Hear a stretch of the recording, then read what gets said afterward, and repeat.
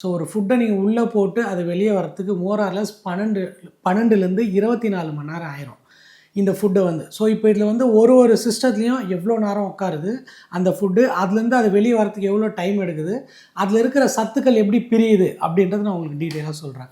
So நீங்கள் இப்போ வந்து ஒரு ஃபுட்டை வந்து வாயில் ஃபஸ்ட்டு போடுறீங்க அப்படின்னா, அந்த ஃபுட்டை வந்து நீங்கள் குறைஞ்சது 5 செகண்ட்லேருந்து 1/2 ஹவராவது வாய் உள்ள வச்சுருப்பீங்க.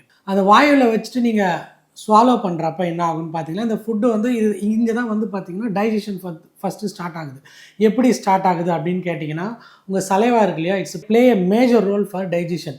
ஸோ இதுக்கு என்னென்னலாம் தேவைன்னா, உங்கள் சலைவால் நீங்கள் எந்த அளவுக்கு ஃபுட்டை நல்லா மெண்டு சாப்பிட்றீங்களோ அது அவ்வளோ சலைவா செக்ரீட் ஆகும். ஸோ இந்த ஃபுட்டை வந்து பார்த்தீங்கன்னா 3 விதமாக உங்கள் சலைவா வந்து செக்ரீட் ஆகும். ஒன்று வந்து பார்க்கறது, முகர்றது, டேஸ்ட்டு.